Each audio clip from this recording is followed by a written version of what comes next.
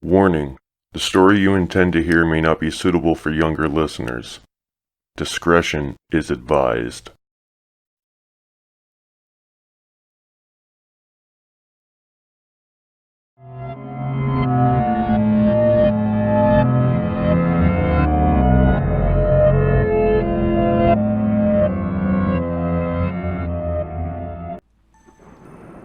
It was a quiet Sunday afternoon when the sobbing echoed through the apartment complex. Everyone rushed outside to find Jacob, kneeling in front of the leafless birch tree, crying. They stared in awe, unsure of what to do. After all, no one knew anything about him. The tenant stood shocked and confused as Jacob's fingers dug into the soil at the base of the tree, scooping handfuls of dirt into his pockets. He continued until his pockets were full. Then the crying ceased. Just like that. The silence was so unnerving that some backed into their doorways, as if taking precautionary measures for an impending calamity. Dirt spilled from Jacob's pockets with each step as he slowly made his way back to his apartment. His movements were meticulous and deliberate. He seemed to savor each step like a mouthful of delicious food. Step after step, his neighbors watched with anticipation, not sure of what to expect, but sure something would happen. Nothing did. This would be the last time anyone saw Jacob. Jacob was a strange old man. He would leave his apartment once a day for exactly an hour to stand in the courtyard, talking to the ground near the birch tree. No one really paid him much attention due to his age. An old man enjoying a quiet moment outside was really no cause for concern. He never spoke to anyone directly, and the conversations he had with the dirt were an incoherent string of babble. Everyone just assumed he was senile, or suffering from any number of age-related mental disorders. His eyes were squinted, and from a distance it looked like he had no eyes at all, just black behind the lids. That gave the kids plenty of reason to avoid him. They would try to scare each other, and tell stories of how he was really a ghost, and how they had seen him perform numerous supernatural feats, even though none of them really had. The kids often played doorbell ditch, and Jacob's door was a favorite target, even though he never answered. Nothing was known about Jacob, but rumors and gossip surrounding his origins. The strangest part about him was he only left for that hour. He would never leave the apartment grounds, not even for food or personal items. His rent showed up in the Dropbox, on time, and other than being mysterious, he was honestly no trouble to anyone. No one had ever held a conversation with him in all the years he had lived there. Many residents tried. He would just respond with, "Don't get dirty," and a closed-mouthed smile. After a while, everyone collectively assumed he would be okay and just wanted to be left alone. The days turned into a week, and no one had seen Jacob. Residents began to assume the worst. He was old after all, and him dying wouldn't be a big surprise. But what happened that Sunday still resonated through the minds of all in attendance. After a week, William and Carter, the landlord and janitor, decided to check in on the old man. They approached Jacob's door cautiously, as if he had been previously threatening. They didn't know why they were nervous. They had no reason to be. They tried, but couldn't shake the feeling that something was not right. They stood in front of his door, hesitant, both unsure of what to do next. Carter banged heavily on the door 3 times. They waited, but nothing happened. Carter banged again, and William yelled out, "Hey, Jacob, you alright?" Silence filled the air. Carter cocked his head to the side, listening for any noise inside. "Anything?" William asked. Carter shook his head. William removed a ring of keys from his pocket and inserted one into Jacob's door. He took a deep breath and pushed the door open, but to his surprise, it didn't budge. He pushed again, leaning his shoulder against the door. The door slowly slid open as William grunted and strained. He continued to push until it was open enough to enter. It was dark inside of the apartment.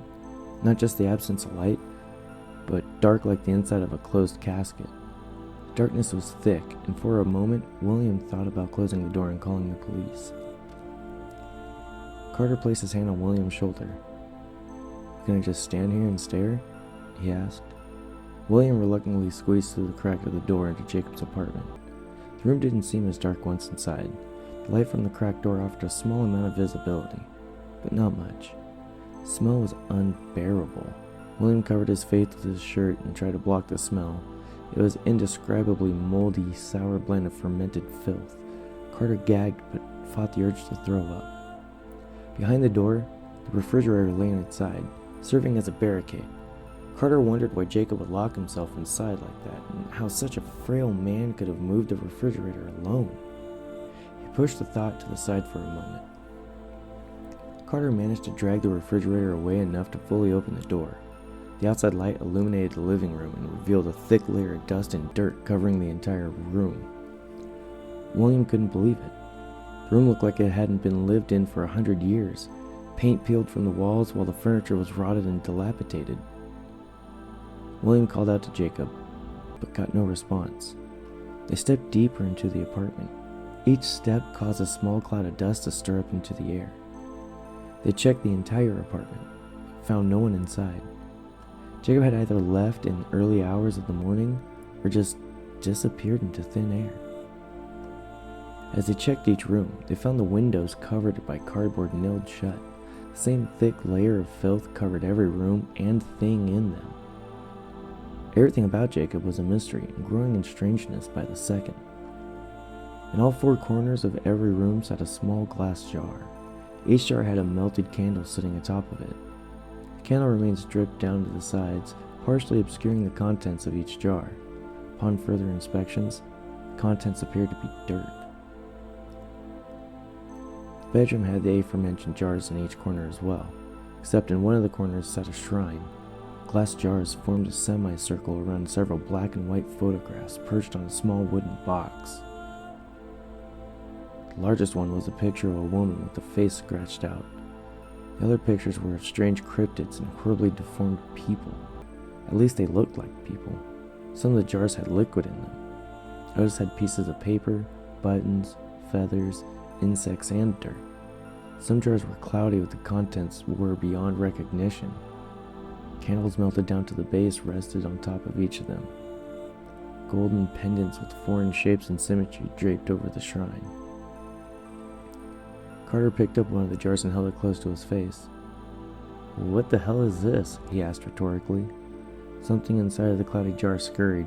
He dropped the jar and stepped away, nervously wiping his hand on his pants. William leaned in and retrieved a handwritten note from under a broken jar. Loose oil spilled from the jar like the entrails of a bloated dead possum. He brushed the remaining dirt from the page with his hand. The note read, "From the dirt we came, to the dirt we shall return. The earth hungers for what is rightfully his and grows impatient. The candle seals the jar keeps them confined. Keep them trapped. The prison is broken, avoid contact with the dirt at all costs. If it tastes your flesh, its thirst will not be quenched until it enslaves and consumes you. Ashes to ashes, dust to dust. One by one they will come for us. Don't get dirty." They stared at the broken jar for a long moment. William looked down at his open palm. His hands were covered with dirt crumbs and dark smudges. He immediately rubbed his hands on the side of his pants. They knew what the letter was implying, but refused to accept it as anything more than the rambling delusions of an old man who had lost his mind. As they thought it over, the whole situation seemed more and more impossible.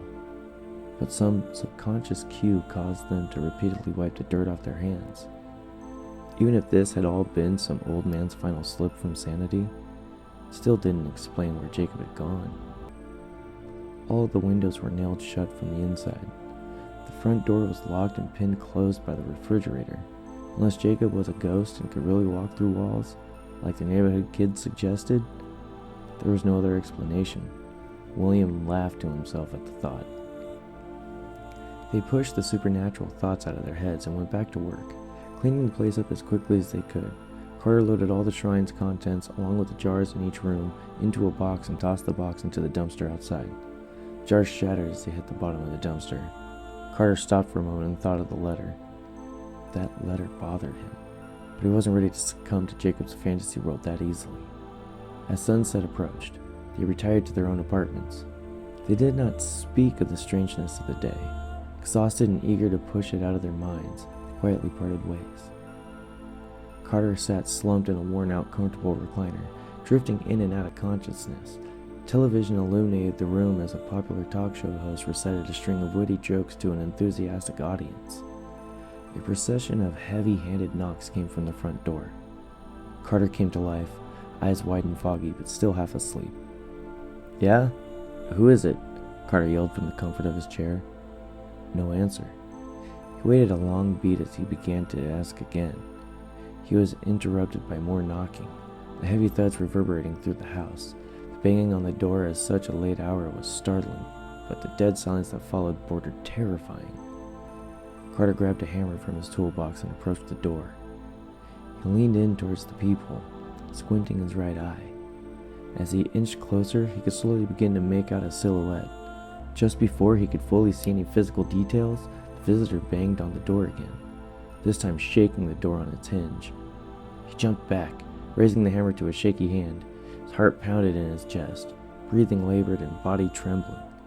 He stared at the door, and into his amazement and terror, the handle began to turn back and forth. It turned gently at first, but grew more violent with each turn. Carter stood paralyzed, till the deadbolt lock slowly began to turn to open position. He rushed to the door, pressing his shoulder against it and turning the lock back to closed. The door shook violently as if someone were trying to knock it down. His body jerked with every impact. He slid up the door and gazed out through the peephole. His eyes widened with sheer panic as the view revealed what was on the other side of the door.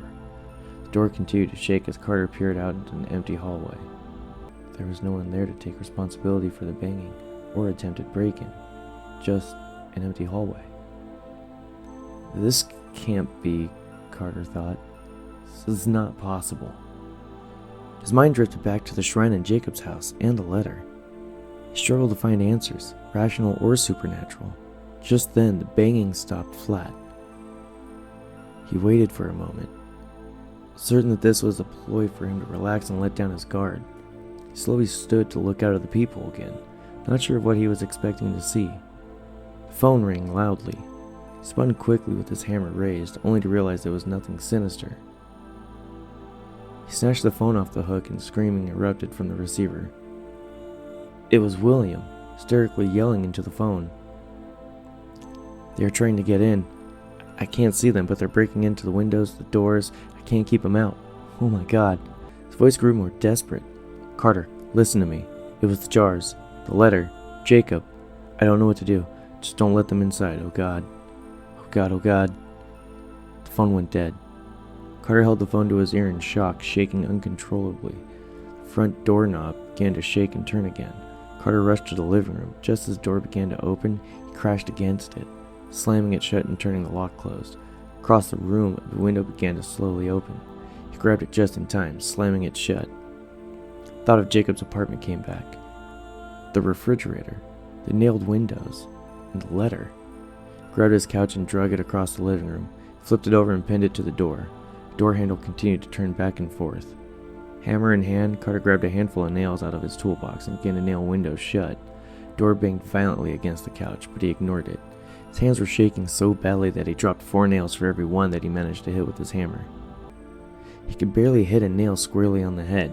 He bent several nails, missed others completely, hitting the windowsill. From the other side of the window, an unstingingly deformed face pressed against the glass.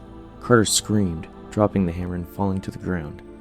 He couldn't reach the window in time, and it slowly slid open. A thick gust of dust and sand blew in, blanketing the area near the window. Carter scrambled across the floor on his hands and knees. He coughed and gasped for air as the dust continued to pour in. Every grain of sand seemed to be alive as it moved to each corner of the room, covering everything. Carter crawled towards the door, but the dust in the room made it hard to see or breathe. He tried to move the couch, but it was too heavy to move from his knees. He desperately clawed at the couch, moving it only a few inches. He gagged and struggled for air before finally collapsing. He was consumed right where he lay.